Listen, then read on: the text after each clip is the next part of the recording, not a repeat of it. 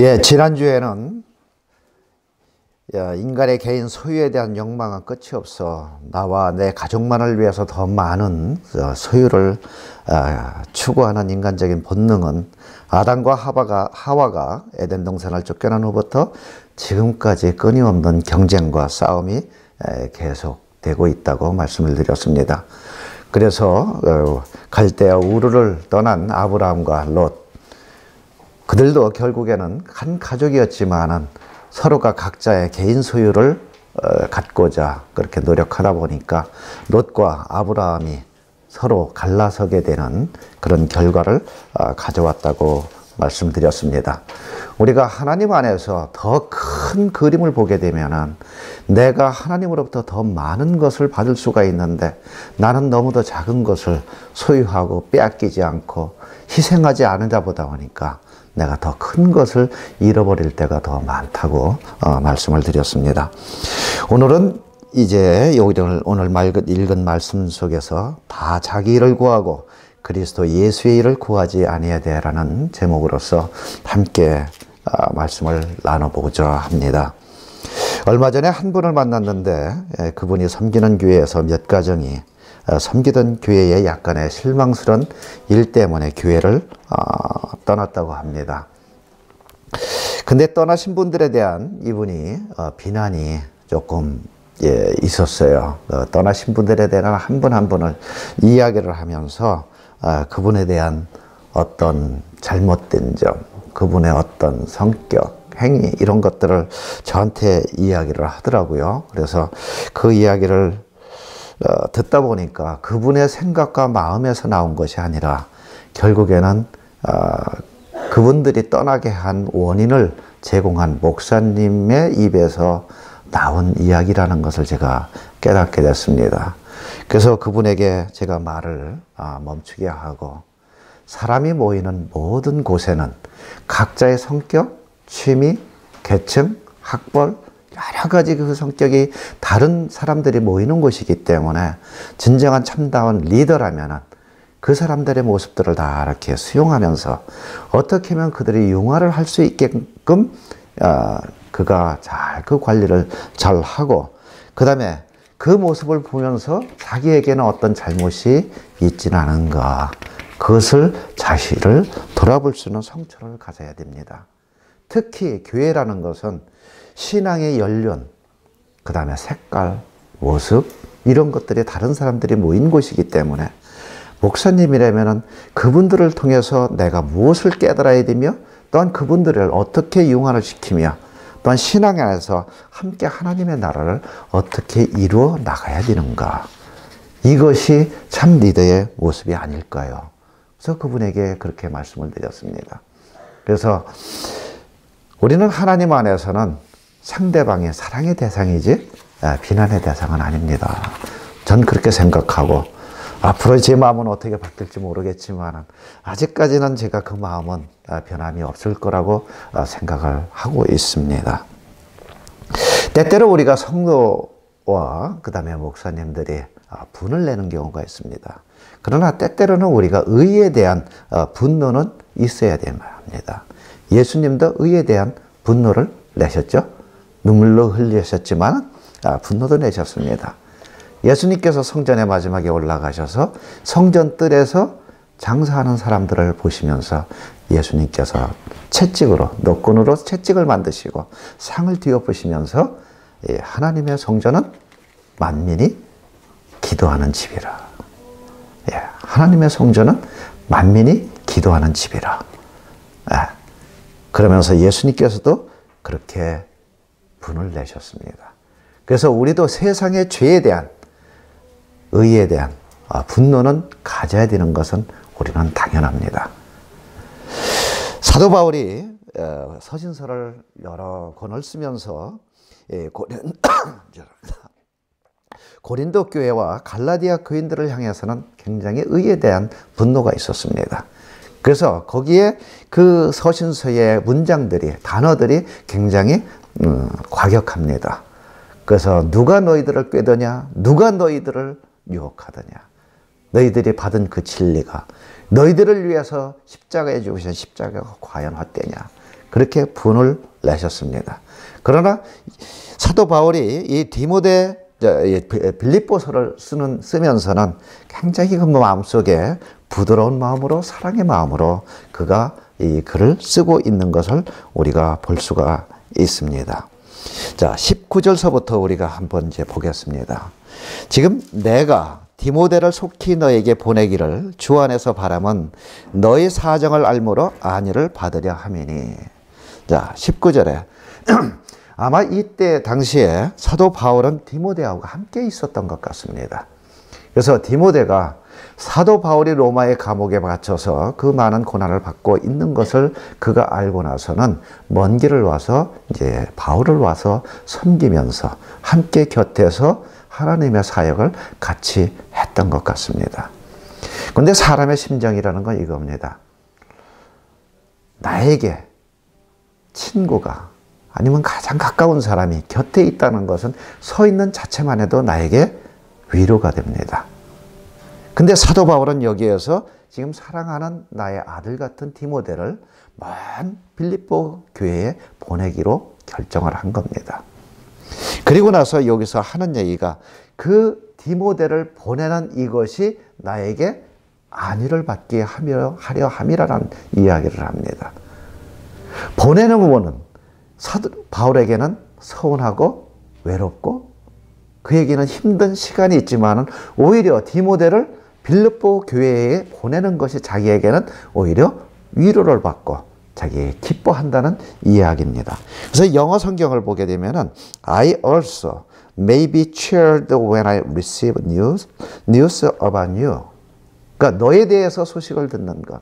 나에게는 뭐가요? 기쁨이, 나에게는 위로가, 나에게는 더 하나님 안에서 찬양이 나올 수 있는 길이다라고 이야기를 해요. 그래서 제가 이 말씀을 묵상하면서 한 예를 생각을 했습니다.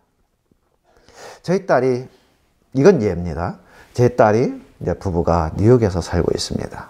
제가 얘기를 들으니까, 소식을 들으니까 굉장히 힘든단, 어떤 어려운 문제가 있다는 소식을 들었습니다. 이 소식을 듣고 나니까 나에게 마음이 굉장히 아파요. 저를 어떻게 하면 위로를 주고 어떻게 하면 저를 문제를 해결할 수 있을까?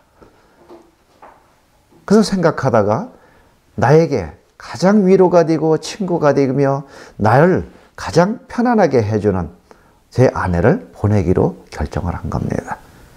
그래서 제 아내에게 부탁을 합니다. 여보, 당신이 가야 되겠어. 당신이 가야 내 사랑하는 딸이 위로를 받고 곁에서 힘들지 않고 그 문제를 해결할 수가 있겠는데 하고서 제 아내를 보내기로 결정을 합니다. 그러면 제 아내가 내 곁을 떠남으로써 나는 첫째, 불편합니다. 외롭습니다. 가장 가까운 친구를 내가 잃습니다. 그런데 내 아내가 그곳에 가서 내 딸 부부에 가지고 있던 어떤 문제, 그런 것을 해결하고 그를 위로하고 그와 함께 친구가 되어진다는 그 이야기를, 그리고 그러고 나서는 내 딸 부부가 평안을 찾았고 이제는 다시 기쁨을 회복했다는 소식을 듣게 되면 나의 기쁨이라는 거죠. 다시 얘기해서 내 사랑하는 사람을 위해서 내 또한 다른 사람을 보내서 그 사람이 그 문제를 해결하고 그들을 위로하고 그들을 엔커리지 시킬 수 있는 일이 있다면 나에게 기쁨이 될 수 있다는 거죠. 나에게 행복이 될 수 있고, 사도 바울이 자기가 그 감옥에서 어려운 고난 속에서도 자기가 가장 필요한 디모데를 보내기로 결정한 겁니다. 그래서 사도 바울은 여기에서 그렇게 함으로써 너희들이 위로를 받고 너희들이 가지고 있던 문제가 해결을 받는다면 나 또한 가장 기쁘고 기쁘다. 그렇기 때문에 지금 사도 바울은 그렇게 결정한 겁니다. 그래서 여기에 지금 사도 바울이 디모데가 어떤 사람이냐라고서 이야기를 합니다. 디모데에 대해서는 함께 동역을 했기 때문에 빌립보 교인들도 모두가 다 아는 사람입니다. 그리고 그가 어떻게 하나님의 사역을 했고 사도 바울을 어떻게 섬겼고 하나님을 어떻게 섬기고 있는지를 모든 교인들이 알고 있었습니다. 그래서 지금 22절을 보게 되면은 디모데의 연단을 너희가 안 하니 자식이 아비에게 함같이 나와 함께 복음을 위하여 수고하였느니라. 여기서 디모데의 연단을 안 하니, 지금 빌립보 교인들이 모두가 디모데가 지금까지 하나님의 사역을 사도 바울과 같이 함께 어떻게 사역을 했는가를 너희들이 다 알고 있지 않느냐. 내가 더 이상 디모데에 대한 설명을 하지 않더라도 너희들이 다 알고 있지 않느냐. 이와 함께 너희들이 가지고 있는 문제, 그 다음에 하나님의 나라를 위해서 더 열심으로 더 이루어 가기를 간절히 바라노라. 그리고 그가 나에게는 정말 신실한 자식같이 나를 섬기며 나를 사랑했다. 그리고 나서 그 다음에 이야기를 뭐라고 이야기합니까? 그러므로 내가 내 일이 어떻게 될 것을 보아서 곧 이 사람을 보내기로 바라고 나도 속히 가기를 주 안에서 확신하노라. 저는 이 말씀을 묵상하면서 계속 눈물이 흘렸어요. 사도 바울, 이 편지와 그 다음에 두 사람을 더 보내기로 작정을 하는 거잖아요. 하나는 자신에게 가장 필요한 디모데와 또 한 사람 에바브로디도를 보내기로 했습니다. 근데 여기에서 사도 바울은 누가 가기를 원했습니까? 자신이 가기를 원했습니다. 자신이 가기를 원했습니다. 왜요? 빌립보 교인 성도들만 생각해도 자기는 기뻤습니다. 자기는 행복했습니다. 그들이 자신을 위로해주고 내가 그들을 위로해주고, 그런 관계, 아름다운 사랑의 관계로 뭉친 그들이, 사도 바울이 자신이 가고 싶었습니다. 그러나 자신은 갈 수가 없는 처지가 되었던 겁니다. 그래서 지금 그들을 위로하기 위해서 아마 여기에서 사도 바울은 내가 갈 수 없다라고 마음속에 어떤 생각 속에는 있었습니다. 그러나 그 빌립보 성도들에게 더 힘과 위로와 그들에게 더 하늘나라에 대한 신실한 일꾼의 모습으로 살아가기를 간절히 바랐기 때문에 우선 먼저 디모데와 에바브로드를 보내지만 나도 속히 너희들에게 갈게. 근데 제가 눈물을 흘린 것은 바로 이거였습니다. 결국 그들은 다시 만나지 못했습니다. 서로가 그렇게 간절히 사랑하고 서로가 간절히 만나기를 그렇게 원했는데 그들은 다시 만나지 못했습니다. 그리고 결국은 그들은 하늘나라에 가서 아마 영원한 생명을 누리고 살고 있을 거라고 저는 생각을 합니다. 저는 확신을 합니다. 그렇게 만나기를 원했던 사도 바울과 빌립보 성도들이 이 세상에서 살아서는 만나지 못했지만 이제는 주님 곁에 가서 지금 영원한 아름다운 사랑의 관계를 이루고 있지를 않을까. 바로 이 사도 바울이 그들을 얼마나 사랑하고 얼마나 가기를 원했는가. 하나님께서 바로 우리들에게 아까 우리 집사님 기도 중에 그 이야기에서 하나님의 길을 내가 알지 못한다. 그리고 나서 제가 생각한 것은 그겁니다. 우리 인간적인 생각으로는 어떤 생각입니까? 아름다운 행복한 결과잖아요. 사도 바울을 감옥에서 놓아주셔서 사도 바울이 그 기쁨의 발걸음으로 성도들을 만나러 가서 그곳에서 그들과 함께 마지막까지 주님의 사역을 감당하다가 성도들의 배움을 받으면서 그들의 품에서 천국에 갔으면 얼마나 아름다울까. 근데 하나님의 뜻은 그게 아니었어요. 하나님의 뜻과 하나님의 길과 우리의 생각과 우리의 뜻은 전혀 다르다는 것. 왜 하나님께서는 그들은 다시 만나게 하지 않으시고 감옥에서 결국에는 순교의 길을 가게 하셨는가. 지금 여러분과 저하고 함께 이 예배를 드리지만 또 언제 어느 때 우리가 이 세상에서는 헤어질 날이 있습니다. 그러나 한 가지 꼭 부탁하는 것은 끝까지 신앙을 지키다가 주님 곁에 가서 우리는 영원한 생명을, 영원한 행복을 누리기를 간절히 부탁을 드리겠습니다. 그 다음에 사도 바울이 여기에서 에바프로디도라는 한 또 형제를 보내기로 결정을 합니다. 에바프로디도를 여기서 소개를 하기를 이렇게 합니다. 25절에 그러나 에바프로디도를 너희에게 보내는 것이 필요한 줄로 생각하노니 그는 나의 형제여 함께 수고하고 함께 구순하된 자여 너희 사자로 나의 쓸 것을 돕는 자라. 네. 디모데 못지않게 에바프로디도 이 형제도 똑같이 하나님의 사랑 안에서 이 사도 바울을 섬기며 함께 동역자며 함께 군사된 자며 그 다음에 사도 바울의 필요한 것을 공급해주는 하나님의 사랑하는 형제였습니다. 근데 그가 아주 큰 질병에 걸렸습니다. 근데 여기에서 얼마 동안 그 질병에 걸렸는지는 모르지만 꽤 오랜 시간이었던 것 같습니다. 왜냐하면 그가 아프다는 소식을 빌립보 교인들이 소식을 들었잖아요. 그렇잖아요. 그러면은 이 로마에서 빌립보까지 걸어서 배를 타서 갈 동안이 얼마나 걸렸겠습니까? 근데 그 소식을 들었다는 것을 사도 바울이 또 들었습니다. 그러면 그 왕복을 누군가 갔다 오면서 소식을 전했다는 이야기는 꽤 오랜 동안 에바브로디도의 이 형제가 질병의 고통 속에서 아파했다는 거죠. 이것을 바라보는 사도 바울이 얼마나 마음이 아팠겠습니까? 하나님 앞에 얼마나 간절히 기도했겠습니까? 그리고 나서 그를 더 아프게 한 것은 그가 아프다는 소식을 들은 빌립보 교회 성도들이 또 염려하며 아파하고 있다는 이것이 더 사도 바울을 마음을 아프게 했습니다. 그래서 질병의 노임을 받고 치료를 받은 에바브로디도가 그 회복되기 전 바로 하루속히 곧 너희에게 보내는 것이 내가 더 기쁘기 때문에 이를 보내는 것도 합당하다. 그래서 사도 바울은 에바브로디도를 떠나 보내기로 작정을 한 겁니다. 그래서 저는 오늘 이 말씀 속에서 세 사람,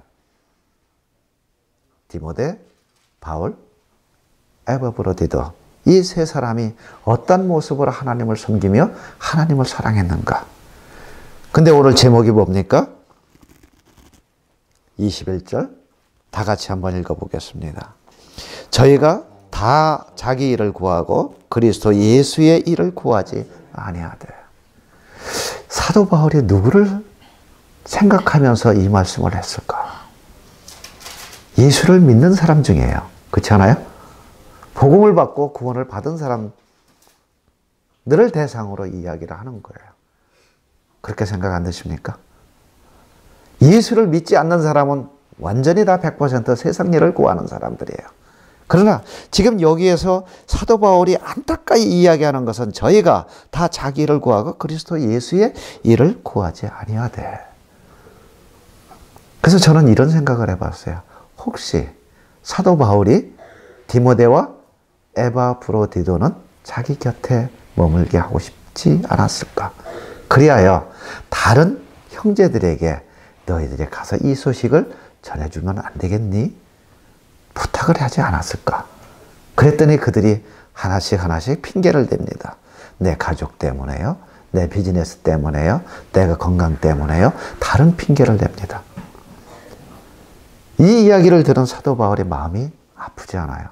아, 세상 일 때문에 디모데 같은, 에바브로디도 같은 이런 하나님의 나라를만을 생각하고 일하고자 하는 사람이 없구나. 그래서 지금 사도 바울이 이 말을 여기에다가 삽입한 겁니다. 모두가 다 세상 일을 구하고 하나님의 나라를 일을 구하지 않는다.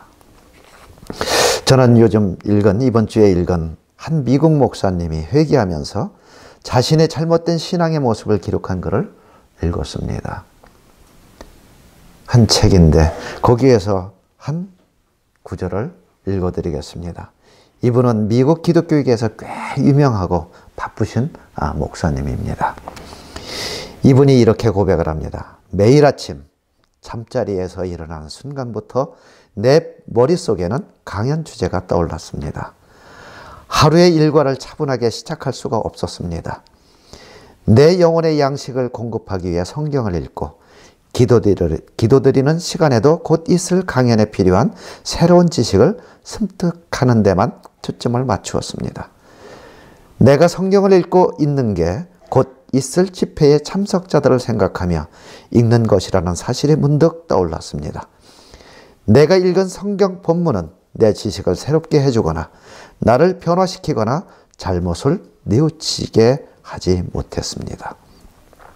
성경 말씀이 아무런 영향을 미치지 못한 것입니다. 내가 성경을 열심히 읽었던 이유는 다른 사람들에게 전할 말씀을 더 많이 얻기 위해서였습니다. 개인 예배를 드리는 시간과는 거리가 멀었던 셈입니다.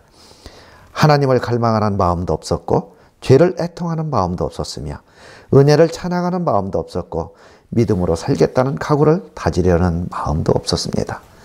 자제심이나 인내, 소망도 더 발전하지 않았습니다.